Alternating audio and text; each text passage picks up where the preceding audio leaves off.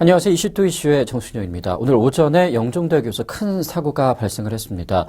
안개 때문에 한참도 볼 수 없는 상황에서 백중 추돌 사고가 발생을 했는데요. 이날 사고로 두 분의 사망자가 발생을 했습니다. 승합차에 탑승했던 그 51살의 김모 씨 그리고 46살의 임모 씨가 사망을 했고 현재 고양시 명지병원과 나은병원에 시신이 안치된 상황이라고 합니다. 이 밖에도 65명의 부상자가 발생을 한 상황인데 특히 인천공항과 바로 출입을 할 수 있는 통로이기 때문에 외국인 부상자도 13명이나 발생한 것으로 알려졌습니다. 특히 태국의 A 씨는 뇌출혈 증세를 보이고 있고요. 또 B 씨는 골반 골절로 중태에 빠진 상태라고 하기 때문에 상황이 아주 심각하다라고도 볼 수가 있을 것 같습니다. 오늘 사고는 오전 9시 45분쯤에 인천 영종대교 서울 방향 상부도로 13.9km 지점에서 발생한 것으로 알려졌습니다.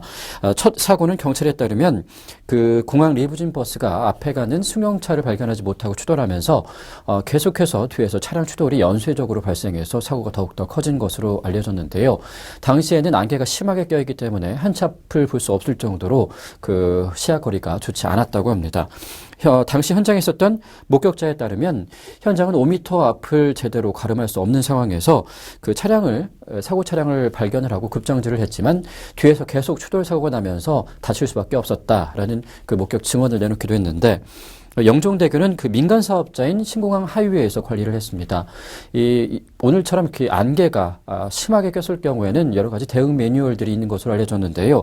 하지만 사고 직후에 신공항 하이웨이 측에서는 안개로 인한 도로 전면 차단 매뉴얼은 없다라고 답변을 내놓은 것으로 알려졌습니다.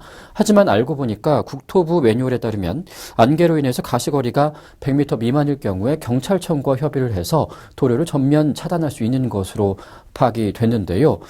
사고 당시에 영종대교의 가시거리는 10에서 30m 정도밖에 되지 않았기 때문에 아주 가시거리가 좋지 않았습니다. 따라서 사태를 미리 파악만 할 수 있었다면 경찰청과 협의하에 도로를 폐쇄할 수 있었기 때문에 여러 가지 앞으로 논란이 예상됩니다.